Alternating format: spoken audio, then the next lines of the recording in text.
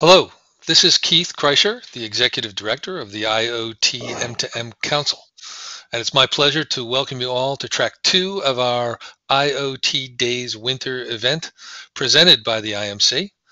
The topic for this track is IoT in the supply chain, and we will have a 40-minute panel discussion which will be followed by 2 individual presentations of about 10 minutes each.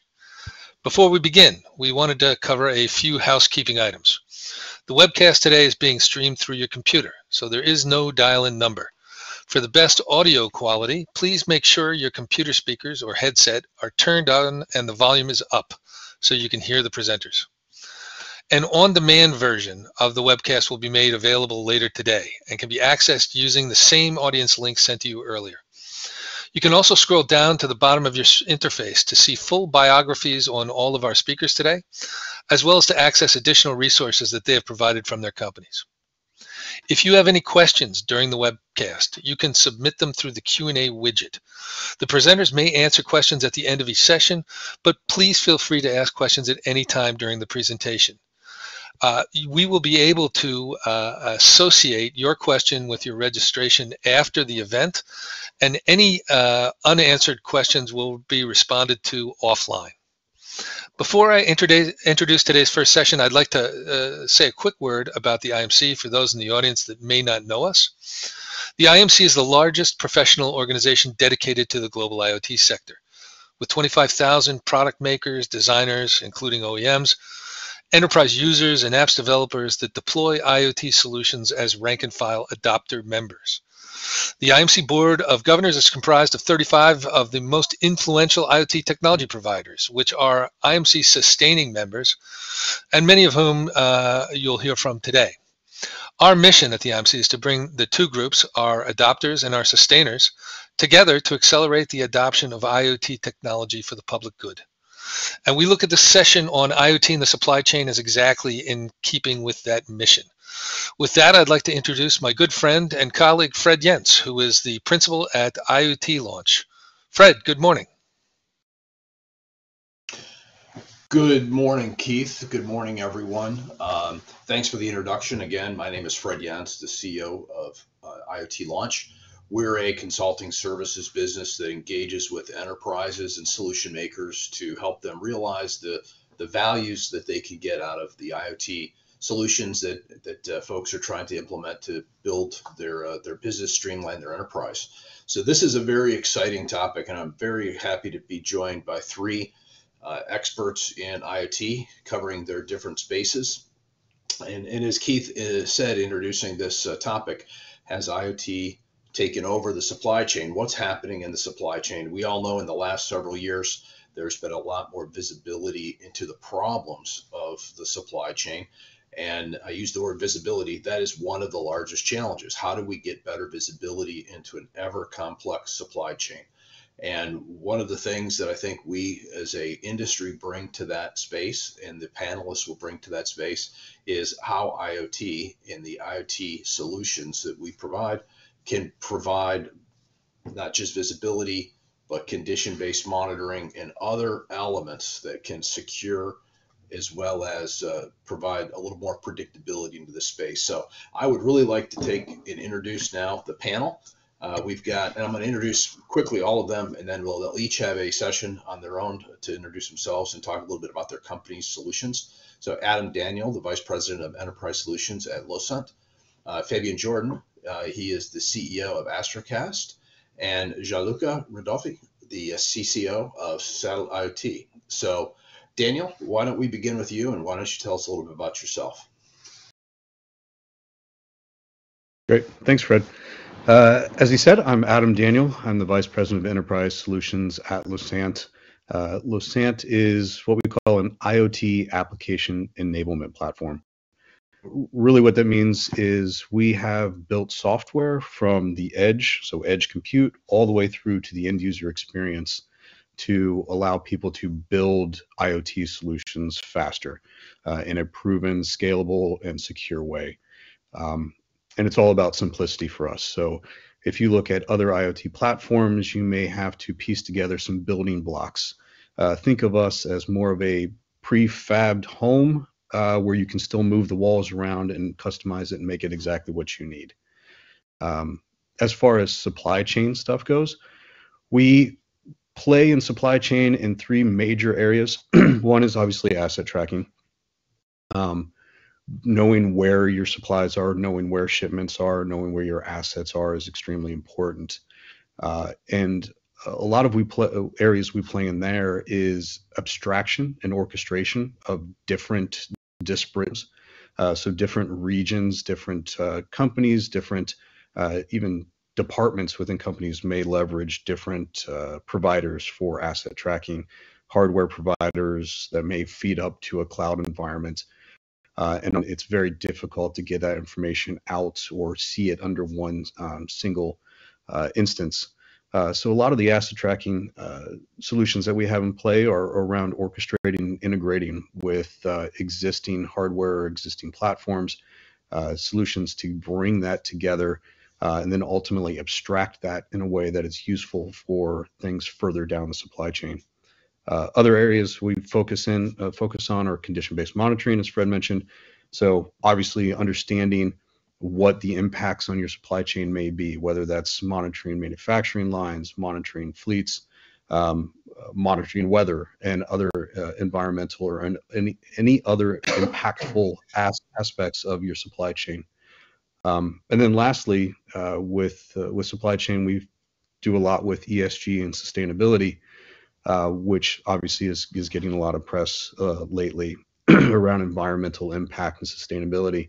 And as you all know, your environmental impact starts with your supply chain, and your environmental impact also affects things, customers further down the supply chain. So as Fred mentioned, providing that visibility to all aspects of asset tracking to environmental impact is where we play a big role. And we don't do hardware, so we are hardware agnostic. We bring information in from any pieces of hardware or any systems out there, and we also don't provide connectivity, where we would rely on partners like our other panelists to actually connect all those things together and provide that information directly into our platform. So I'll segue there, and we can talk to the other panelists. Very good. Thank you. Thank you, Adam. Next up is Fabien Jordan with Astrocast. Take a few minutes, Fabien, and tell us a little bit about yourself and your company. Thank you, Fred. Thanks for having me. I see that my camera, oh yeah, there it is. Can you see me? Yeah. Yeah, so great to be part of this discussion. I'm the founder and CEO of Astrocast. Astrocast is a Swiss company founded in 2014 and based in Lausanne. We are a satellite operator, so we are very much on the hardware side and operating a fleet of a network of satellites. We have currently 20 satellites in low Earth orbit, which makes us the second or third largest satellite operator in Europe by number of satellites, depending on how you count. We are fully vertically integrated. So not only do we operate these satellites, but we also build and test and launch them. And we also provide a product which is a communication module that is integrated in our customers' devices. Maybe we can move to the next slide.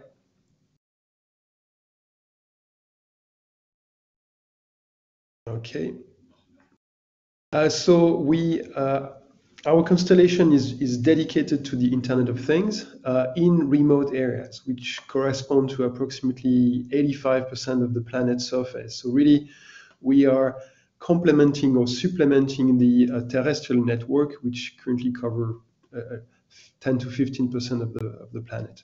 We have market access in 73 countries today, and devices that are currently deployed in over 25 countries, mostly Europe, Africa, Southeast Asia, and Oceania.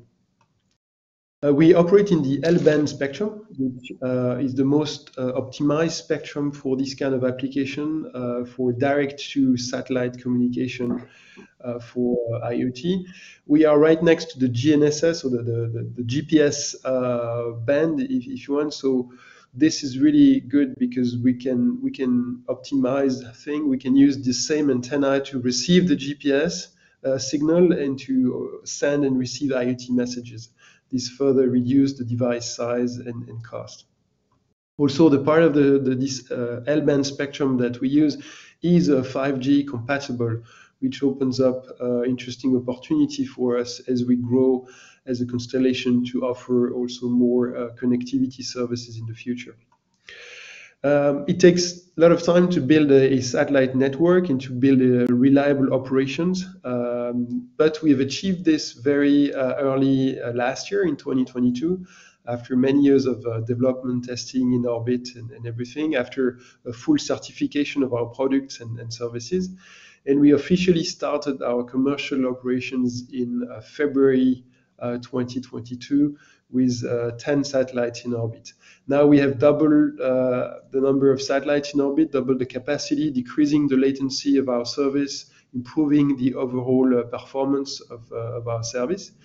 And we're very happy about the reliability of this service today. The strategic partners supporting us are Airbus on the data protocol side, Flex on the manufacturing of the module. The European Space Agency also has been highly involved, especially at the beginning of the company. And Turaya is our strategic partner in the UAE for access to the L-band spectrum.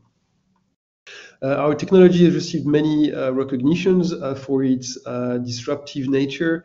And we are now nominated also by Via Satellite alongside Apple and the Global Star collaboration. So we're very excited about this Via Satellite 2022 Satellite Technology of the Year, and we hope that this will also give us more visibility on this new offering. One of the sector where we have currently a lot of traction is the logistics and supply chain industry. That's why we are part of this discussion as well, and we're very happy to tell you more about that. In particular, for the tracking and monitoring of shipping containers, both dry and refrigerated containers need to be connected, and we need to improve the visibility on the global supply chain. And it's a complicated market technically, and from the business perspective, took us quite some time to find the right partners. But we now have a excellent solution built by a system integrator based in Israel. And it's a beautiful product, wonderful service that it's gaining a lot of traction among the key players of the industry. And be happy to tell you a bit more about that after doing the panel. Thank you. Very good. Thank you. Thank you, Fabien. And last is our third panelist, Gianluca. If you could take a few minutes, tell us a little bit about yourself, and then I think you're going to hit the button and play a video for us. So I'll leave it to you. Yes, hello everybody. Thanks for having me. I'm Gianluca Adolfi. I'm the CCO at Satellite IoT. At Satellite IoT, we always have been thinking that there's no reason that satellite connectivity has to be expensive and not for any use case.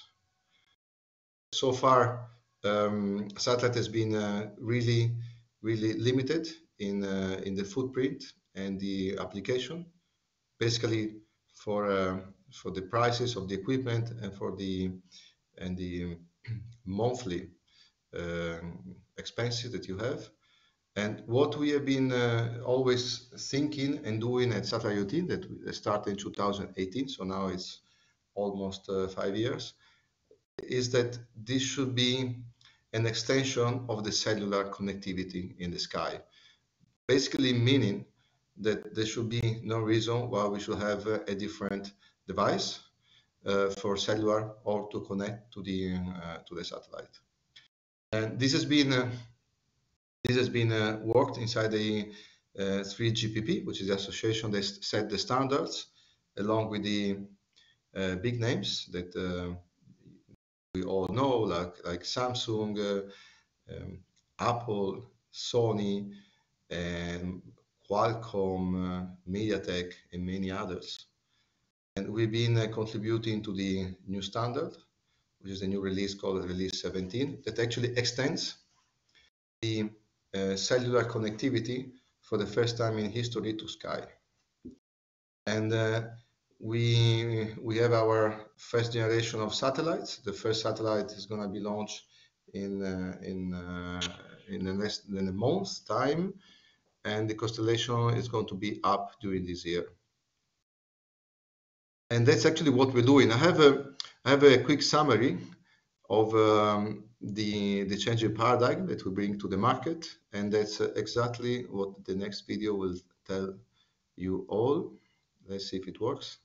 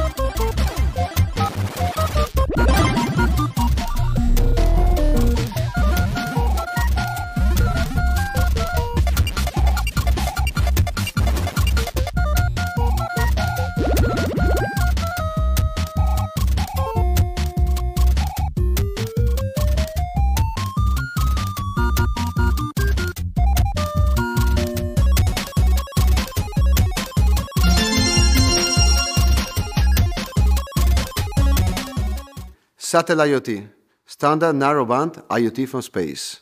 Everything, everywhere, connected. Satellite IoT. Well, and that's all from my side. So I'm very open to answer any question that might come up. Thank you. Very good, Gianluca. Brings back memories of the mid '80s playing Atari video games as well. So it's a good segue. Everyone. So very good introductions. I'm pleased that we all had a chance to say a little about what we do here. Again, when we think about supply chain, we think about the complexities of supply chain. The complexities happen because it's a global reach in terms of where these assets go. So geographically dispersed, many of them are going to be on the road and many of them are going to be in maritime containers. So the long haul and the last mile have two very different challenges. The other complexity that I think we can all recognize in supply chain is the vast number of participants between consignees, consigners, shippers, transport, customs agents and brokers, government officials worrying about things like VAT taxes, contraband. There's all kinds of participants. So I'm going to start with you, Adam, and ask a question about, how do you, from a platform point of view, integrate all these disparate assets globally, and you have to figure out how to share data with a variety of constituents, and not all constituents can see the same data. There's a lot of different pieces around privacy as well inside of the supply chain. Tell us a little bit of how that happens. Yeah, for us, it's, obviously it starts with legacy systems. So there are a lot of legacy systems out there potentially. We've dealt with customers that have been using the same fleet management and tracking software for, years and years, that may be starting to integrate new asset tracking and new devices, new systems and everything, or bringing in things like satellite to kind of complete that. So it is complex. Our platform allows us to do this in a low code way. So without having some extremely complex code, We can do integrations through web services. We can have information streamed directly to us from other systems. So one, we make it really simple to grab that information and integrate through a low-code environment, which is key for speed to market, right? And flexibility. So if you've got a lot of different disparate systems using the same low-code environment to pull information or have the information streamed directly to the platform makes it way easier. And then we take that information and then we typically abstract it. So instead of having information come from 10 different systems and look 10 different ways, we normalize it, we abstract it, and provide a single API typically that allows other people further down the supply chain visibility into that information. So that's key. It's the integration, the orchestration, and then ultimately the abstraction through event systems and through APIs provide visibility further down the supply chain. And yes, you're right. Obviously, permissions around it, privacy around it is key as well. So using a nice, easy to use API that provides all that abstraction layer allows you to do that as well. Very good. Can you guys hear me? It looks like my mic says it's on mute, but I don't know if you can hear me. Okay, so very good. Now, So, yes. Yeah. so what's interesting on what you said there, Adam, is there's a lot more data when it's in real time, and the next two panelists on our panel really provide real time when it's not on land, which has been a problem. So, I'm going to go in the order that we introduced ourselves, but Fabien, why don't you talk about the real time attributes and what you're doing when it's not in a terrestrial zone? And then we'll jump back to you to follow up on that, Gianluca. Yeah, that's an important point. Right now, the service that we offer is not real time. We are not targeting real time application. To give you an idea of the performance that we have right now with the 20 satellites that we have in orbit, it is still in the range of hours, right? So you have revisit times that allows you to send multiple messages per pass, but overall during the day you have a limited number of opportunity to send your messages. So we're targeting markets that are okay with that initially, and as we grow the constellation with more satellites, we can then reduce the latency down to ideally the minutes, right? We're not talking about seconds and milliseconds here, we're talking about minutes in the long term, and right now we are in the hours range. So if you look at the shipping container industry, right, the needs they have is not real time. It's a bit different between the dry containers, which doesn't need that many messages, and the refrigerated containers, which needs a more constant feed of data. But what we see is that the current performance that we have are plenty enough already to attack both these markets. And really, the key, I think, is really, as it is so cost sensitive, is to build a solution that really fits well in terms of lifetime and cost. And the two are very much linked together and linked to power consumption. We can talk about this later as well, but I think if you want to be successful in these remote areas where assets are deployed sometimes for a long period of time, the lifetime on a shipping container is for the tracking device is usually 7 to 8 years. So they ask you to have a device that works on battery and that has to survive for that long period of time. And it's a multi-com device. It does cellular, it does Bluetooth, it does LoRa, and it does satellite. And you have to play with these constraints and switch seamlessly between these different networks and keeping the power consumption extremely low, right? And that's the hard part, is really to put together that solution that can work in different environments. The latency itself. Obviously, you want to bridge the gap and increase the visibility. But if you can connect your assets, 5 times a day, it's already fantastic from the logistic point of view compared to what's existing today. Oh, I cannot hear you, Fred. I like to use the word right time instead of real time, because the right time for a container is very different than the right time to a high-speed manufacturing line. So you made that articulation exactly as I would have expected you to.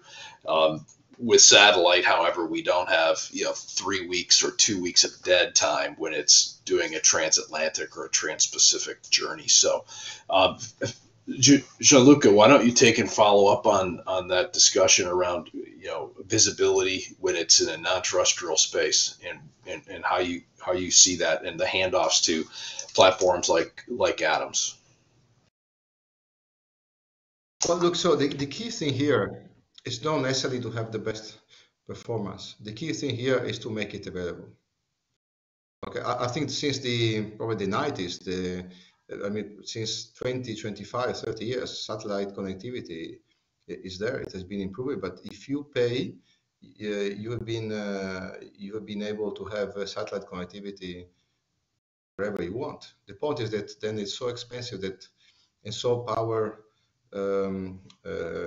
hungry that basically you cannot put in all containers. So the key thing here is how can we have it like a commodity, like now that we have the IoT on terrestrial everywhere, how can we have it on places where the cellular is not covering? And that's exactly what Fabien has been saying at the end. It's can we have it something with battery that is consuming power that it can last 5, 6, 7, 10 years. Okay. Can we have it in all the containers, on all the pallets, all the boxes, and everywhere? Okay. We also have companies that are printing labels with small IoT inside to track really just even the packages. Can we connect all of these? And what would be the enabler of all this? The enablers are the cost of ownership, which is the cost of the equipment and the cost of the connectivity to have it connected wherever it is. So whenever it's on terrestrial, it goes through terrestrial because it's the cheapest and the most convenient connectivity. And whenever it's satellite, it has to be on extremely low cost and low power satellite. So that's what's going to happen. And the demand we see in the market is huge because the previous solution on satellite didn't allow to have a massive deployment on IoT. If you look at even the biggest container companies, without saying any name, they maybe have just a part of their refrigerator containers connected, but not the others. And now we are seeing that this is happening. This is happening because the prices are going down. Then we have different way to approach it. Okay. We firmly believe on the standard, and that's what we're doing. But the demand on the market at the end, they don't care if it's standard or not standard. What they care is about the price. We think we can offer the best price and the best solution. But clearly, there's a change in paradigm, and this is what is enabling not just in maritime but everywhere. Okay. Ultimately, we're going to see in a few years that we're going to have IoT devices so inexpensive that every single palm tree and tree in many places in the world, we're going to have a small IoT just to check their health, as we are doing on us, the human beings.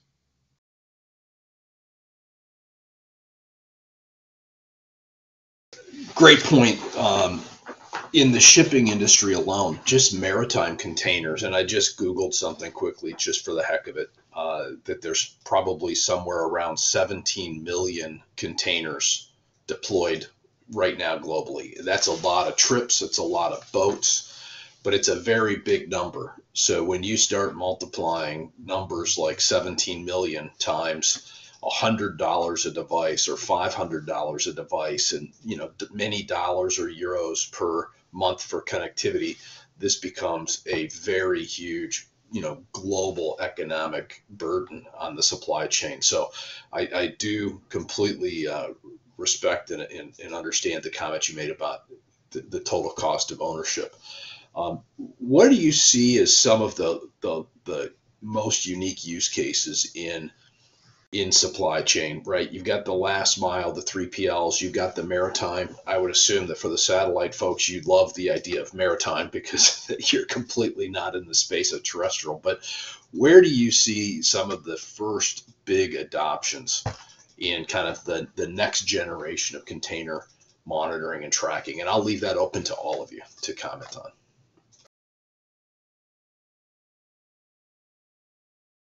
Maybe I can take Perfect, take Fabien. it the first. So the for us, it's really the first market in front of us that really opens up nicely, and it was not easy to put together the solution. It took time, but we think that it's not only maritime. You know, usually the containers, when it's on the ship, you know where the ship is, right? So you have a pretty good idea of where your container is. Now, there are other elements that you need to know about the container, which as the door being opened, vibrations aspect. There are also more and more trafficking going on these containers. So they're trying to develop solutions to help with that. Temperature of the assets inside, etc. So, but what we understand is that having a device that is attached to the container and that follows the container not only over the ocean, but every time there is a transition between the ship and the land, between the train and the trucks, or every time there's a transition, there is a risk of losing that visibility. And in some regions, you have containers being stored and sometimes used by entities, but the owner of the container does not even know this is happening. So there is really a need to increase the visibility on the entire chain. And we have seen demand for both, land use and maritime use. And then there's the whole question that comes all the time about stacking these containers on the ship. Because if you stack them and make a huge pile of them, it becomes a very difficult environment for signal to be transmitted efficiently. So we did a lot of testing. We stacked containers and did a lot of testing to see how low you can go in this pile of containers and how much you can connect directly to the satellite, and then how much you need to have the ability to connect device to device, so a mesh protocol that allow you to connect container to container. And to achieve that, you need to think about mass connecting the containers. You need a critical mass of container that is connected to be able to start thinking about a mesh network. So these are the discussions we have with the top player in the industry. They would love to mass connect their container. That's where things are going. But to achieve that, you need really to reach the right price. You need to think not only about the device, but the installation cost. How much is it going to cost them to put a tracking device on every single dry containers? If you take MSC, for example, in Geneva, just them as a top one of the industry, they have 5 million dry containers. So thinking about connecting all these containers rapidly is a big endeavor, and you need to think about how we can support them on the whole project, not just the connectivity itself. Great. Adam, Fred, thoughts? Yep. So obviously containers are a big thing that these guys are talking about and deal with a lot. Where we're seeing a lot of traction right now is kind of in the same line, which is reusable or returnable assets. So in a manufacturing, or like pallets or something like that, where it makes its way back. So it's got a little bit more cost to it. So the cost of an asset or the cost of the tracker to track the asset kind of gets absorbed because you're reusing this asset over and over and over again. So think going from a plant to a distribution center, out to the field, back to a DC, back to a plant. So we're seeing people adopt that right now because it's easier with reusable, returnable assets to justify that cost of individual trackers. But as the cost of the trackers go down, as the cost of the hardware goes down, I think we'll see more of this disposable mentality, where even the smaller little assets that aren't returnable or just yield are going to be tagged with, smaller, potentially even disposable trackers that don't ultimately get returned. But right now we're seeing a big interest in returnable asset tracking to understand full life cycle of the assets, when they're going to be returned, what DCs are holding on to things, different aspects like that. Great. Yeah, So- actually, we are working now with a company who's doing, that I said, printing labels with inside a small IoT that they cost probably just a few dollars, and they can connect the lifetime. Actually, the battery they aim to last 3 months, because what they want is just one single trip to be monitored. Maybe from the production in Asia to the distribution in the US or somewhere else, and to track the single package. So that's what we're trying to do with them. Of course, it's not. Now, is that package directly connected to satellite, or does that go to a satellite, or does that go to a gateway then model, Gianluca? It can go to satellite, of course. Right to satellite. So package to satellite. Yes. Okay. Yes. That would be considered outdoor, revolutionary. of course, it can go. Yeah. So the main things they're gonna pop up. It's it's gonna take some time. Like when we started with the cellular and the first telephone, it's not like the phone that we are carrying now on our pockets. So it will take some time, but the technology is there. And if the functionalities and the prices are adequate, then it's just going to pick up. And I think that the changing paradigm is happening with all this ecosystem of new space, new companies.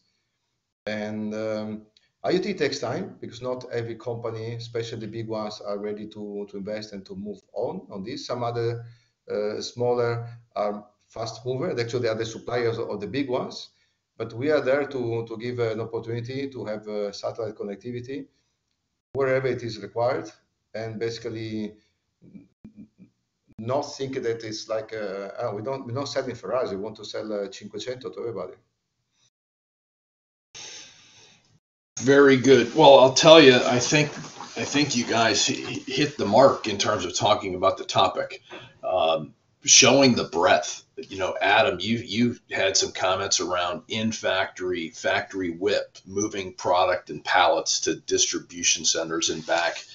Kind of a more localized element of supply chain. Fabien, you drilled down into some of the attributes of the device maker that you're potentially working with, and talking about technologies around meshing devices and containers, and understanding the scope, kind of maritime, as well as all the intermodal pieces. And Jean-Luc, you actually brought something up to me that I think is fantastic and amazing. Is can you get satellite, package to satellite? You cover the last mile distribution, high value assets being made in China or Korea or Vietnam and being delivered in Dusseldorf. I can watch that as a manufacturer drop on somebody's front porch for all practical purposes. So, I think we've just stated that IoT can touch supply chain enhancements everywhere with the technology. I think you all brought to light, everywhere is great, everywhere is possible. Question mark, is everywhere affordable? And that's an element of time and maturity of the market. So we've got about 3 to 4 minutes left. I'd like to give each of you just a minute or so to kind of final thoughts, a call to action. I've been watching the queue of questions. We have not received a ton. I think we fascinated them, and we've answered some things that maybe people haven't even thought of yet. So I'll start again in the order which we started. So Adam, Fabien, followed by Jean-Luc. You can wrap us up. So Adam, a minute on kind of closing thoughts, and I'll leave the floor to you. Yeah, I mean, sorry, excuse me. Closing thoughts, really going back to simple visibility, right? Understanding the impact of the supply chain all the way through starts with the data. And companies like Fabien's and Gianluca's are key to providing that information out in the field, ultimately feeding up to companies like ours that takes that information, provides it further down the supply chain. So I think a great panel. Thanks for leading, Fred, and that's it. Thank you. Okay. Yes, we have all seen the disruptions in the supply chain recently and the impact of that. And it's absolutely critical to increase the resilience and the control on that supply chain. And I think there is a beautiful opportunity for all of us, depending on where we are on the value chain, to seize that opportunity, whether it's on the data platform or on the connectivity providing. I think the field is green, and it's really about really understanding the use case properly and finding the right partner, and really there's a really nice opportunity in front of us. Thank you, Fabien. Jean-Luc, take us home. Well, I think that the disruption is there, and the new technologies, especially from space, are coming to the market. Okay, it took some time, and and there is a clear need of having, as what we say, everything everywhere connected. Not necessarily just on satellite, because there are many other solutions wherever terrestrially you can connect. And we are here to connect the precedently unconnected areas with the best conditions, with the minimal changes for the final user. We are seeing a lot of traction, a lot of pain of customers that weren't able to connect, basically for the reason I explained before, because satellite is expensive and requires sometimes a different change of the ecosystem, change of the device, and so that nobody necessarily wants to do. So the disruption is there, and this is growing, and I think it's unstoppable. It's unstoppable. I would agree with that, and I think it's a great call for us to revisit this topic of panel, maybe every 6 months or every year, because we will see advancements, we will see adoption, we will see costs go down in what we might think of as a novel idea today may be commonplace when we revisit this. So I want to close by saying, one, thank you to the panel. You guys did great and completely are masters of your topic. I want to thank the IMC and all of the participants who joined us today to listen to this and who will come in and listen to the recording post the live session. So from an IMC Winter IoT Days, I want to turn this back over to Keith, and thank you, Keith, for being the master of ceremonies, and I'm sure we are all looking forward to the spotlights to follow. Thanks, Fred. Hey, terrific stuff. And like you say, thank you, and to the panelists. And satellite is clearly a subject that we need to revisit continually, because there's simply so much going on there. I've got the next presentation coming up will be from Keyfactor. I'm welcoming Ellen Boehm, who is the SVP of Global IoT Strategy and Operations for Keyfactor. Ellen leads product strategy and the go-to-market approach for the Keyfactor Control platform. She's got 15 years in new product development with a focus on IoT. Good morning, Ellen. Hi, Keith. How are you doing?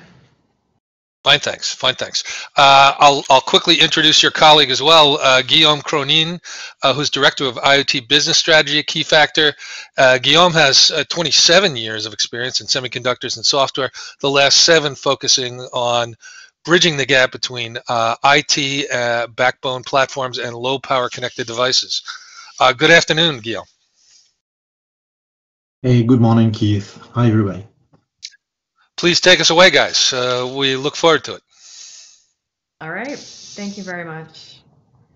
All right, so brief talk here. We've got a couple slides just to kind of help give some pictures around what we're going to be discussing. But that was a great panel, so appreciate the thoughts kind of leading into this discussion where we want to focus around security. Okay, so obviously there's a lot of different components that need to go into supply chain systems, whether that's parts that are being produced, whether that's software applications or other pieces all coming together to create a product, create a system and a solution. And there's multiple parties involved, right? Multiple vendors, multiple partners. And so I think the important piece is really how do you establish trust between all those different parties to be able to then come together and create a system that,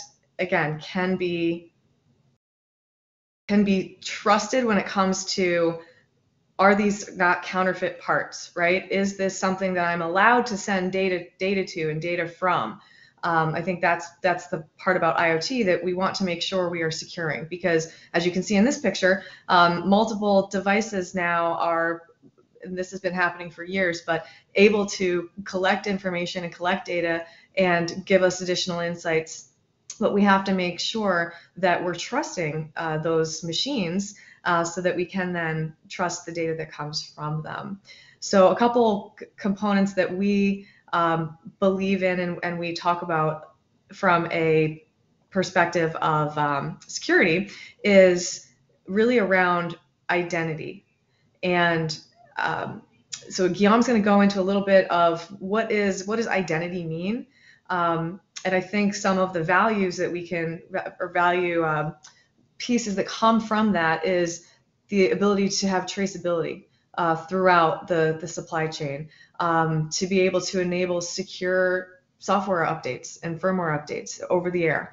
All of that, again, is enabled in a secure way when you are able to kind of verify things using strong identities. So with that, again, I want to hand it over to Guillaume because he's got a lot of experience in this. And Guillaume, maybe first question, can you just really tell us what do we mean by IoT device identity? And I think you've got an example here, 802.1 AR, but maybe tell us a little bit about that. Yeah. Yes, thank you, Ellen. So when we talk about identity, I think we can narrow the definition to two different sorts of identities, which are very well explained in the IEEE 802.1 AR standard. So the first is the initial device identity, the IDEV ID, which is on the left of that screen, which is basically the initial identity which is injected inside the device at manufacturing.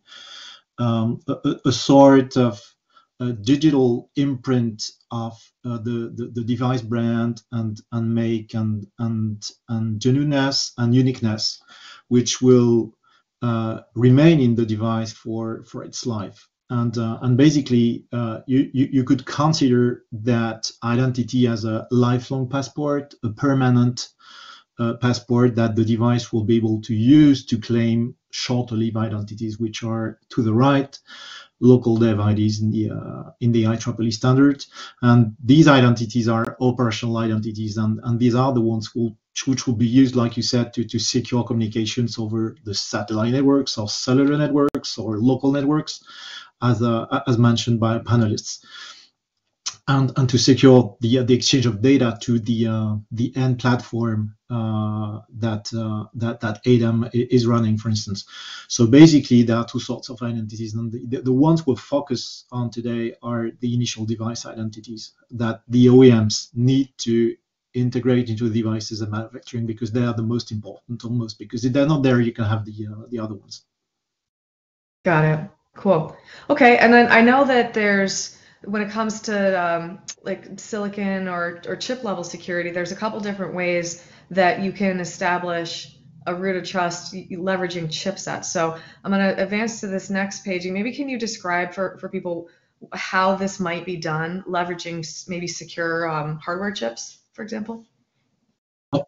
Sure. So when our customers, our OEM customers in the logistics or transport or retail or device manufacturing or industry 4.0 come to us and ask for solutions to source those device identities, there are many options that offer to them.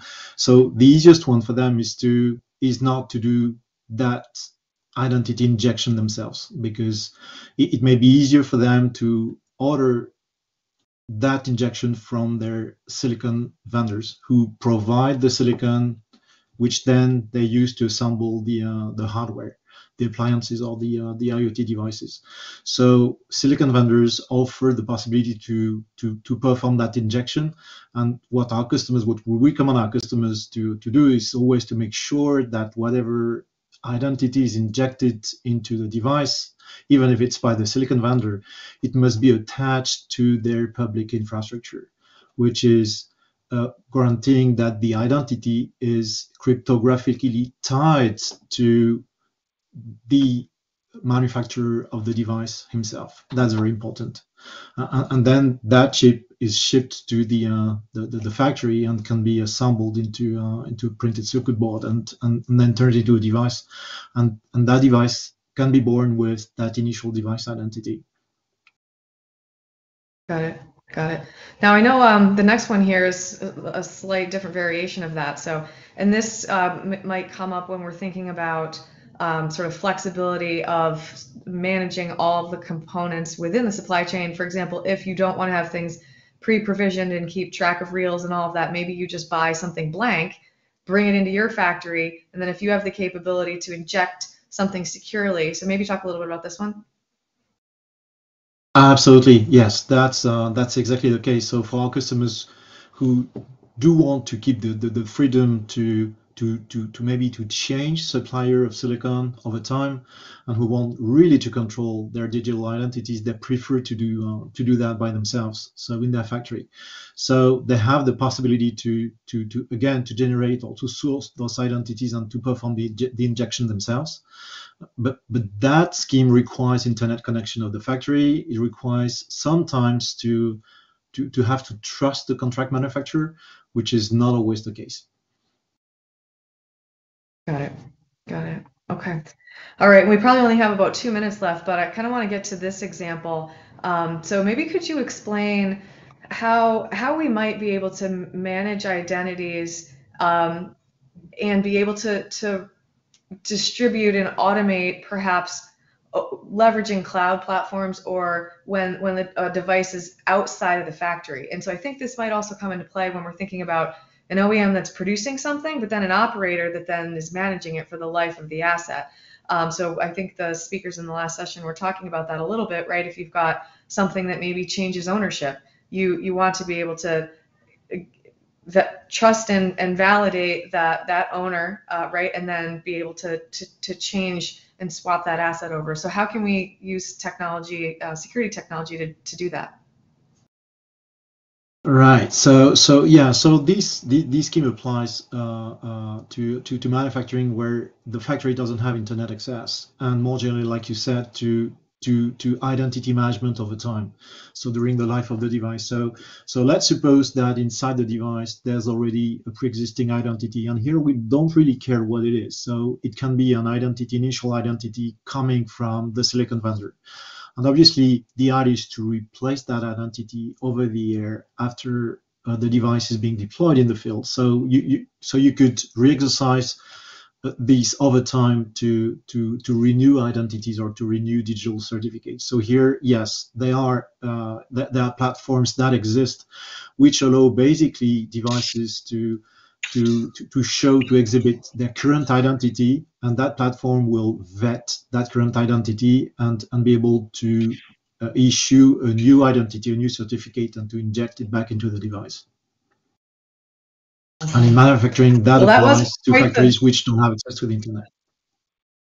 Got it. Well, Thank you, Guillaume. That was quite the lightning round. So again, I want to say thanks for giving us the opportunity to speak. Obviously, there's a lot of stuff we could go into, but happy to have further discussions with anyone. Guillaume and I, our contact info is on the screen. Thank you for having us. And Keith, I'll hand it back over to you. Thanks so much, Ellen. Hey, terrific stuff, and it's pretty clear that Guillaume is a leading expert on what he's talking about here. So I recommend highly folks reach out. Our final presentation for the day is now coming before us, and this will be given by Brian Critchfield, VP of Marketing at AirGain. Brian's launched over 100 products and developed go-to-market strategies for companies from startups to Fortune 500s. And he currently leads all of AirGain's marketing activity. Brian, good morning.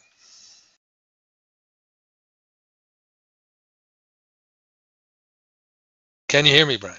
There he is. Still having trouble hearing you, Brian. What's a mic issue?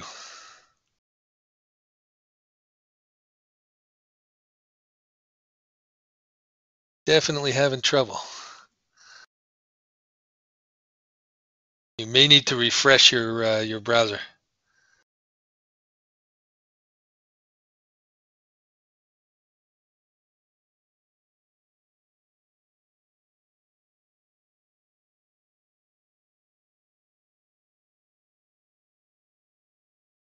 Just waiting a second for Brian Critchfield from AirGain to rejoin us. Sounds like he's here. Brian, can you hear me? What about now? Can you hear me now? You're coming through loud and clear, Brian. Sorry about that. Hallelujah. Technology is wonderful when it works. There it is.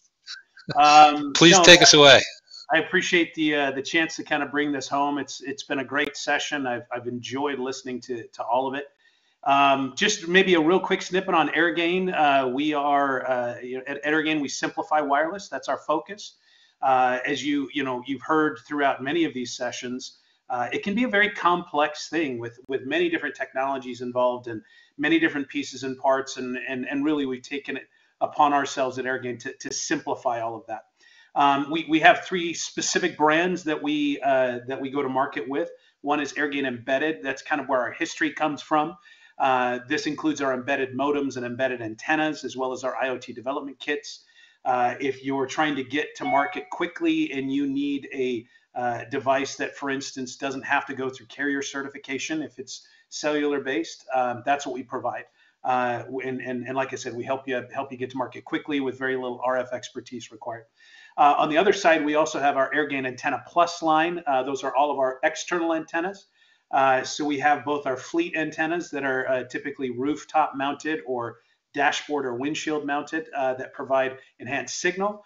And then we also have our IoT antennas that are more, for kiosks, ATMs, whatever products you're using out there. Our third brand is AirGain Integrated, and this is where we're taking our expertise in cellular, in antennas, in all of the technologies, Wi-Fi, all of the technologies that are out there, and we're building our own off-the-shelf products, our own integrated products that we're going to market with, and some of those I'll talk about today. But what's interesting, I think, as I sat and listened to some of the let me go back one there. As I sat and listened to kind of some of the conversations that have been going on, I'm just a little bit about me. I've been at AirGain for about 1.5 years. Before that, came from the semiconductor industry. And you, as you sit back and you look at IoT, it's such a wild west. There's so many pieces and parts. There's no kind of 800-pound gorilla as you see in some other spaces. And not only that, but again, so many components to deal with. But if you step back and look at it, everything in our lives, really connectivity is the backbone. It drives everything we do, both from a consumer and as well as on the professional and enterprise side too as well. Because of that, it really takes us thinking through what's going to be back to our mission at AirGain of simplifying wireless. What's going to be the least complex way to attack the problem? With that, there is a quote that I like, PricewaterhouseCoopers. They said, "The Internet of Things is transforming the everyday physical objects that surround us into an ecosystem of information that will enrich our lives. And you've heard some of the pieces of that ecosystem today and some of the ways to tackle the problem. But from refrigerators to parking spaces to houses, the Internet of Things is bringing more and more things into the digital fold every day, which will likely make Internet of Things a multi-trillion-dollar industry in the near future. I don't think that's even the near future. I think that's the now, today, that we're dealing with. So that's the big question. How do you tackle that? For us at AirGain, the way that we wanted to at least solve the supply chain problem is we believe that, you've got Bluetooth, you've got Wi-Fi, you've got RFID, you've got LoRaWAN, and now I thought some wonderful solutions in satellite. There's so many technologies out there. We believe that really we kind of placed our bet on cellular. And as you see this evolution that's going on in cellular, in the 1G, 2G, 3G sphere that's existed for a long time, as now we start to evolve and obviously firmly in 4G and now into 5G, it really opens up the use cases, and there's a lot of really interesting things that can be done. And not only that, but how do you even combine these technologies to get the best of both worlds? And that's kind of the way that we've decided to tackle it at AirGain. Cellular backbone with leveraging solutions like GPS and Wi-Fi for triangulation. But as we talked about in some of the sessions today, it's not just about location. There are some other key components to this around condition too as well. And it's really about, for us, the reason why we believe cellular is kind of that key thing is because you don't have to create an infrastructure like you would with a Wi-Fi or a Bluetooth or something like that. The infrastructure already exists. And not only that, but it provides you that end-to-end visibility from beginning to end. So whether it's indoor, outdoor, in transit, you can kind of track all the way through. And again, not just location, but conditions. So some of the examples that we've seen, for instance, cold chain. If I'm a pharmaceutical company and I'm shipping drugs, over a long distance, and they need to maintain a certain temperature throughout, that gives me an opportunity to really track temperature or humidity or tilt motion. There's so many, some of the things that we've done in the past is I want to track if a door's opened or not to determine if it's been contaminated. We actually are doing a lot of work with rail companies right now. We're putting a laser sensor on the bottom of a rail car that can track, the distance to the ground to see if that rail car is full or empty. So we're seeing a lot of really interesting use cases that are coming about lately. But the three big ones usually come down to these three. See if this will work here. There we go. It's logistics, utilization, and protection. Those are some of the big ones that we see. So on the logistics side, cost savings, knowing the status condition, ETA, when it's going to get there, being able to track that and plug that into an overall supply chain system, but also utilization. Are we getting the most out of our supply chain? Are we being efficient at it? And then last of all, again, protection, minimizing. Actually, I thought the security that we were just talking about in the last session was some really interesting new way to approach that problem too as well. For us, the way that, again, we've decided to tackle the problem, our asset trackers, they're battery powered, up to 14-year battery life. And there's rarely an instance that we've seen out there in the marketplace where real time is critical or necessary. And so what we've done is, we've created asset trackers that are able to kind of almost sift data, right? Awake, kind of see what the conditions are, either store that or push it to the cloud, and then just move on. And so because of that, we've been able to get, like I said, up to 14-year battery life. And so it's really opened up a lot of different use cases that are out there for us. The last one that I'll share too is, and this is what I think is the key message walking away from today. Because IoT is such a wild, wild west, there's so many people playing in it, and you heard from several of them today. There's the device, right? Then there's the connectivity and the data, and how do you get that? Then there's the management of the device. Then there's the application that you push data into. And so it's really about this ecosystem. And you've got, several ecosystem partners that you need across all of these different layers, typically our customers, they're going to turn to some sort of solutions provider, some sort of integration partner that has to understand all these pieces and parts. So for us, it's all about how do we, number one, how do I make it easy to understand? How do I make it easy to deploy? How do I make it easy to manage? How do I simplify all of this and make it easy? And I think that's really what our next big step is in IoT. Is I think there's a lot of great technologies out there, a lot of great complexity. How do we simplify that complexity for our audiences, both for our integrators and partners, as well as for the end customers? So our approach, for instance, we've taken this API first approach of how do we actually play well in the sandbox? How do we make it simple for other partners to work with us? In fact, actually, I think about 80%, 70 to 80% of our sales come through our software partners because they're bundling our devices together with their software to go to market. But I think that's, as far as supply chain and IoT go, that's in the time that I have, that kind of tackles what our philosophy is. I appreciate Keith. I appreciate all the speakers today. Really opened our eyes to a lot of different potentials and opportunities that are out there. And I'll throw the time back to Keith. Brian, hey, thanks so much. And it's always nice to hear from Airgain, you guys doing your turnkey solutions. And certainly there's a lot of space in the industry for that. I'm going to close us out here by saying, please join us on April 12th when we'll have our next online event, How to Transform Your Enterprise with Private Cellular. Certainly private cellular, a continual that very much in the news these days.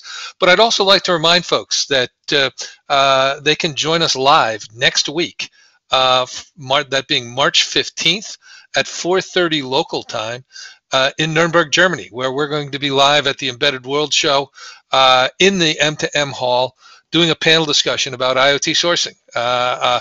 Embedded World, of course, the world's largest exhibition for embedded technology, which is more and more integrated with IoT solutions. So please join us for that. Join us again in April.